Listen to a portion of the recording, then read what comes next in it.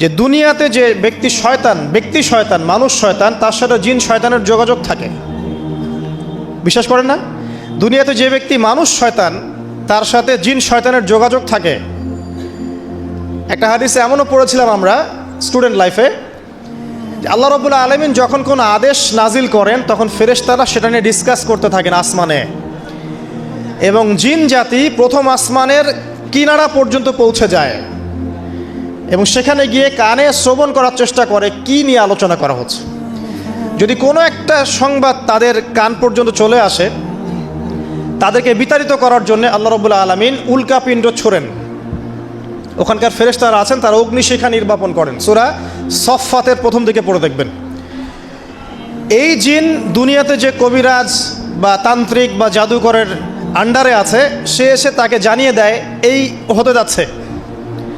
তখন সেই তান্ত্রিক এই সত্যটার সাথে আরও 100টা মিথ্যা জড়িয়ে জনগণকে বিভ্রান্ত করে। তখন তার কথা ফলে যায়, মানুষ মনে করে যে তান্ত্রিক অনেক বড় কিছু হয়ে গেছে। তো এগুলো সবই ফিতনা। যাই হোক, এই জিনের ব্যাখ্যা কিন্তু আমরা করতে পারছি না বিজ্ঞান দিয়ে। নবী করিম সাল্লাল্লাহু আলাইহি ওয়াসাল্লাম বলেছেন, এক শ্রেণীর স্পেশাল ফেরেশতা আছেন যারা দরুদগুলোকে সংরক্ষণ করেন। আমরা যে কথাগুলো বলছি রেকর্ড হয়ে যাচ্ছে না? আজকে থেকে 100 বছর 200 বছর আগে মানুষ এটা কল্পনা করতে পারতো? আমরা এখন যেখানেই মুভ করছি, সিসি ক্যামেরা, ভিডিও, এটা সেটা, স্যাটেলাইট, এগুলো আছে না? আজকে থেকে 300 বছর আগে মানুষ এগুলো বিশ্বাস করতে পারতো? আজকে থেকে 1000 বছর আগের কোনো মানুষকে বলেন যে স্যাটেলাইট দিয়ে পুরো বিশ্ব নিয়ন্ত্রণ করা যায়, সে বলবে যে পাগল, তার মাথায় ঢুকবেই না স্যাটেলাইট কী জিনিস। ঠিক একইভাবে আল্লাহ পাকের জ্ঞান হচ্ছে লক্ষ কোটি কোটি বছর আগের, চির নতুন, চির প্রাচীন, চির আধুনিক। এই জ্ঞানের ঊর্ধ্বে কারো জ্ঞান নয়। এই জন্য এখন এগুলো কথা অনেকেই প্রশ্ন তোলে যে ফেরেশতা আবার কি জিনিস, জিন আবার কি, ইসলাম এগুলোতে কেন বিশ্বাস করে? সুবহানাল্লাহ। মানে তাদের বক্তব্য হচ্ছে ল্যাবরেটরিতে যেটা প্রমাণ করা যাবে না সেটার অস্তিত্ব নাই। প্রত্যেকটা বস্তুকে হয় কঠিন হতে হবে, না হলে তরল, না হলে বায়বীয়, এর বাইরে কিচ্ছু নাই। আসলে কি তাই? তো সব কিছুকেই বিজ্ঞান দিয়ে ব্যাখ্যা করতে হবে জরুরি না, এর ঊর্ধ্বে অনেক কিছু আছে। এর জ্ঞান, এর শেষ সীমা থেকে আল্লাহ পাকের জ্ঞান শুরু হয়। অতএব এটাকেই চূড়ান্ত জ্ঞানের মানদণ্ড মনে করার কোনো কারণ নাই। আমাদের মধ্যে একটা শিরকি আকীদা ঢুকে গেছে এখন। এটা একটা শিরকি আকীদা। সেটা হচ্ছে যে কোনো বিষয় যদি বৈজ্ঞানিকভাবে প্রমাণিত না হয়, কোরআন সুন্নাহয় থাকলেও মনে করি এটার অস্তিত্ব নাই। এটা আমাদের সাইকোলজিক্যাল সমস্যা। এখন এই জেনারেশনের বেশি সমস্যা, কারণ তারা পড়াশোনা করতে করতে মনে করছে সব কিছুকেই বিজ্ঞান দিয়ে প্রমাণ করতে হবে। তুমি তো তোমার আত্মাকেই প্রমাণ করতে পারবে না। একটা মানুষ হাঁটছে রাস্তা দিয়ে, পড়ে গেল, ডেড, এরকম হচ্ছে না? তাহলে কি এমন ছিল তার দেহের মধ্যে, বের হয়ে চলে গেল, সে ডেড? বলবে হৃদযন্ত্রের ক্রিয়া বন্ধ হয়ে মারা গেছে। তা ক্রিয়াটা বন্ধ হলো কিভাবে? কে হুকুম করলো? কার আদেশে বন্ধ হলো? কে নিয়ে গেল রুহটা, আত্মাটা? তো এগুলোর তো ব্যাখ্যা করতে পারবে না। সো এই কনসেপ্ট থেকে বের হয়ে আসতে হবে যে প্রত্যেকটা বিষয় বিজ্ঞান দিয়ে প্রমাণ হলে পরেই বিশ্বাস করব, না হলে করব না। এটা ঠিক নয়। কোরআন এবং সুন্নাহ যা আছে এটা চূড়ান্ত। এর বাইরে যা আছে এটা যদি কোরআন সুন্নাহর সাথে মিলে যায় আমরা গ্রহণ করব, কোনো সমস্যা নাই। কিন্তু না মিললে আমরা কোশ্চিনকালও সেটা মানতে রাজি নই।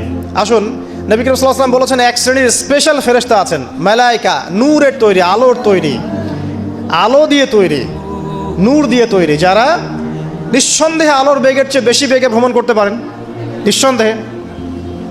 আচ্ছা, তো তারা স্পেশালি এই দরুদগুলোকে সংগ্রহ করেন, দরুদ এবং সালাম এটাকে সংগ্রহ করেন, করে নবী সাল্লাল্লাহু আলাইহি ওয়াসাল্লাম পর্যন্ত পৌঁছে দেন।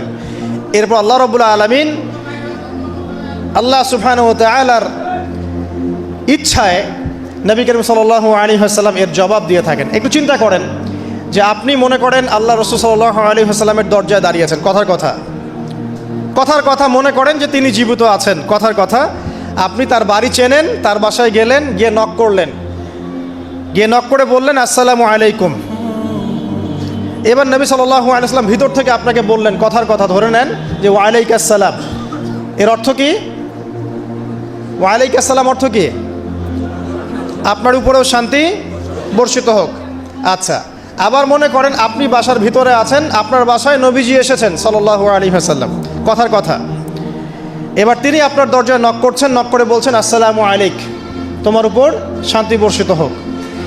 তো নবী সাল্লাল্লাহু আলাইহি ওয়াসাল্লামের এই যে দোয়া, তোমার উপরে শান্তি বর্ষিত হোক, এটা যে যত বেশি পাবে তার জীবনটা তত সুন্দর হবে না? অতএব যে ব্যক্তি যত বেশি দরুদ পাঠ করবে, যত বেশি সালাত প্রদান করবে নবী সাল্লাল্লাহু আলাইহি ওয়াসাল্লামকে, ইনশাআল্লাহ তাআলা সে সচ্ছল হবে, টেনশন ফ্রি থাকবে, সুখে শান্তিতে পৃথিবীতে বসবাস করবে ইনশাআল্লাহ। আর সুখ বলতে আমি শুধুমাত্র চাকচিক্য বোঝাচ্ছি না, বাড়ি গাড়ি স্ট্যাটাস বোঝাচ্ছি না। সুখী হওয়ার জন্য টাকা যথেষ্ট না। অনেক সময় দেখবেন কোটিপতি মানুষ সুখী নয়, একজন ভ্যান চালক সুখী। সুখ টাকা দিয়ে কেনা যায়? সুখ বলতে মনের সুখকে বোঝানো হচ্ছে। আল্লাহ পাক আমাদেরকে বোঝার তৌফিক দান করুন। আমি যেটা বলতে চাচ্ছিলাম, জুমার দিনে বেশি থেকে বেশি নবীর উপর দরুদ পাঠ করতে হবে। কোন দরুদ পাঠ করব? একটা সংক্ষিপ্ত দরুদ আছে, পড়তে পারি আল্লাহুম্মা সাল্লি ওয়া সাল্লিম আলা নবিয়িনা মুহাম্মদ, এটা পড়তে পারি। আরেকটা আছে আল্লাহুম্মা সাল্লি আলা মুহাম্মাদিন ওয়া সাল্লিম, এটা সংক্ষিপ্ত। আর যদি আপনার সামনে নবীর নাম উচ্চারণ করা হয় বলবেন সাল্লাল্লাহু আলাইহি ওয়াসাল্লাম। অথবা সবচেয়ে সেরা দরুদ হচ্ছে দরুদ ইব্রাহিম, আল্লাহুম্মা সাল্লি আলা মুহাম্মদ ওয়া আলা আলি মুহাম্মদ কামা সাল্লাইতা আলা ইব্রাহিম ওয়া আলা আলি ইব্রাহিম ইন্নাকা হামিদুম মাজিদ। আল্লাহুম্মা বারিক আলা মুহাম্মদ ওয়া আলা আলি মুহাম্মদ কামা বারাকতা আলা ইব্রাহিম ওয়া আলা আলি ইব্রাহিম ইন্নাকা হামিদুম মাজিদ। এটা প্রথম আমল, জুমার দিনে করবেন। এছাড়া প্রত্যেক দিন সকালে 10 বার এবং সন্ধ্যায় 10 বার করে দরুদ পড়বেন। তাহলে কি হবে? ইনশাআল্লাহ তাআলা আপনি, আমি, আমরা সবাই কিয়ামতের মাঠে নবী সাল্লাল্লাহু আলাইহি ওয়াসাল্লামের সুপারিশ পেয়ে যাব ইনশাআল্লাহ। সুপারিশ সম্পর্কে একটা হাদিস শুনিয়ে দেই, যথেষ্ট হবে ইনশাআল্লাহ। নবী সাল্লাল্লাহু আলাইহি ওয়াসাল্লাম বলেছেন, আমার উম্মতের যে ব্যক্তি, যে কোনো ব্যক্তি, নারী পুরুষ, সাদা কালো, বাঙালি, পাকিস্তানি, আফগান, সিরিয়ান, যেখানকার মানুষ হোক না কেন, যে কোনো ব্যক্তি, সে যদি শিরিক না করে মারা যায়, আল্লাহর সাথে শিরিক করে নাই, এই অবস্থায় মারা গেছে, নবী সাল্লাল্লাহু আলাইহি ওয়াসাল্লামের সুপারিশ তার উপর ওয়াজিব হবে ইনশাআল্লাহ। ইনশাআল্লাহ সে জান্নাতে যাবে যদি শিরিক না করে মারা যায়। অন্য যে কোনো পাপ আল্লাহ যাকে ইচ্ছা মাফ করতে পারেন। আল্লাহ পাক আমাদেরকে শিরিক মুক্ত আমল করার তৌফিক ইনায়াত করুন, আমিন। জুমার দিনে দ্বিতীয় আমল হচ্ছে আপনাকে সূরা কাহফ তেলাওয়াত করতে হবে। এটা খুবই ইম্পর্টেন্ট একটা আমল। জুমার দিনে সূরা কাহফ অবশ্যই তেলাওয়াত করবেন। যদি পুরোটা তেলাওয়াত করতে নাও পারেন, কমপক্ষে প্রথম 10 আয়াত, শেষের 10 আয়াত তেলাওয়াত করবেন। ফজিলত, এই যুগে বসবাস করে যে ব্যক্তি মনে করে যে আমি ফিতনামুক্ত একটা পরিবেশে বসবাস করছি, এর চেয়ে অন্ধ ব্যক্তি পৃথিবীতে আর কেউ নাই। আপনি আল্লাহর নূর দিয়ে দেখেন, আপনি দেখবেন প্রতিটা সেক্টরেই ফিতনা, প্রতিটা সেক্টরে, হোক সেটা কালচার, হোক সেটা এডুকেশন, হোক সেটা ইকোনমি, পলিটিক্স, ওয়ার্ল্ড অ্যাফেয়ার্স, পরিবার, যে কোনো জায়গায় দেখবেন ফিতনা, প্রত্যেকটা জায়গায় ফিতনা।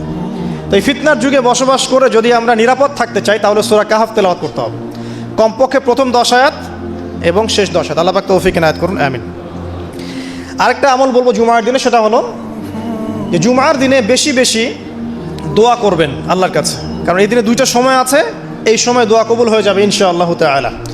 আরেকটা আমল বলতে চাই, যদিও সেটার সময় আপনাদের আজকে চলে গেছে, সেটা হলো জুমার দিনে যে ব্যক্তি সকাল সকাল গোসল করে, আমি আরেকদিন খুতবায় বলেছিলাম, সকাল সকাল গোসল করে, আর্লি মর্নিং মসজিদে চলে আসে, আতর সুগন্ধি ব্যবহার করে, উত্তম কাপড় পরে, সবচেয়ে সেরা কাপড়টা পরে, মসজিদে আসার সময় আমরা দেখি যে সবচেয়ে নর্মাল কাপড়টা পরে আসি, এটা ঠিক নয়। আমরা এখানে আল্লাহর সাথে সাক্ষাৎ করতে এসেছি। আপনাকে যদি আপনার গার্লফ্রেন্ড এখনই ডাকে কফি হাউসে, আপনি সবচেয়ে সেরা পোশাকটা পরে যাবেন, তাই না ভাই? তার মানে যাওয়ার অভ্যাস আছে। বা কোনো বিশেষ ব্যক্তি যদি আপনাকে ডাকে, এমপি হোক, মন্ত্রী হোক, বা কোনো ব্যারিস্টার, কোনো স্যার, কোনো জজ, আপনাকে একটা কনভারসেশনের জন্য ডাকলো, আপনি সবচেয়ে সেরা পোশাকটা পরে যাবেন, তাই না?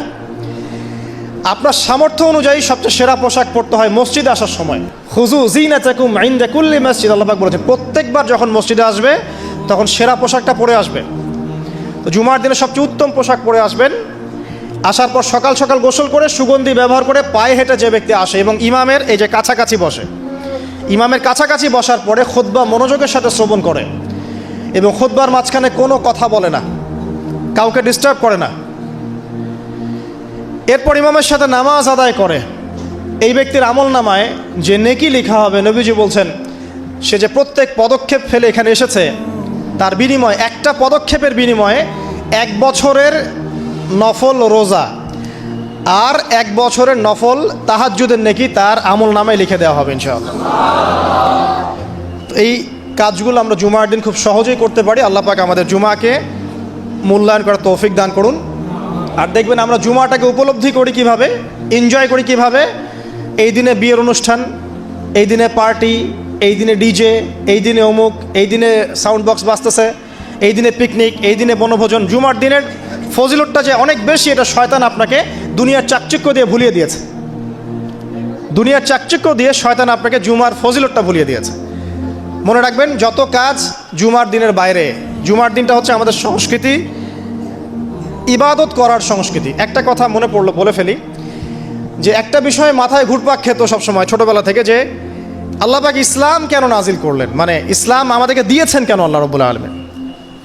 আমরা জানি এটা কমপ্লিট কোড অফ লাইফ, সব বিষয়ের সমাধান আছে, এভরিথিং ইজ অল রাইট, কিন্তু একটা মনের শান্তি পাওয়ার মতো উত্তর পাচ্ছিলাম না। তো উত্তরটা আমরা এই বয়সে এসে বুঝতে পারছি, সেটা হচ্ছে আল্লাহ পাক আমাদেরকে দ্বীন ইসলাম দিয়েছেন কি জন্য জানেন? যাতে আমরা জীবনটাকে উপভোগ করতে পারি। জানেন, যাতে করে আমরা জীবনটাকে উপভোগ করতে পারি এবং জীবনটা উপভোগ করে পরকালেও জান্নাত পেতে পারি। এখানকার প্রত্যেকটা হেদায়েত যেটা আল্লাহ দিয়েছেন ইসলামে, প্রত্যেকটা উপভোগ্য। দেখবেন, আপনি ইসলামী পরিবার গড়েন, পরিবারটা আপনার সুকুন শান্তির জায়গা হবে। ইসলামী সমাজ গড়েন, সমাজটা শান্তির হবে। ইসলামী অর্থনীতি মেনে চলেন, দেখবেন আপনি ইকোনমিক লাইফে ভালো আছেন। ইসলামিক পোশাক পরেন, আপনি হ্যান্ডসাম থাকবেন। নবীর মতো ঘুমান, আপনার শরীর ভালো থাকবে। তার মতো খান, শরীর ভালো থাকবে। প্রতিটা বিষয় দেখবেন লাইফকে এনজয় করার জন্য দেওয়া হয়েছে। ইসলামের বাইরে গেলেই এমন কিছু আমাদের মধ্যে ঢুকে যাবে যেটা আমাদের দুনিয়াও ক্ষতি করবে, পরকালকেও নষ্ট করবে। আল্লাহ পাক আমাদের হেফাজত করুন, আমিন।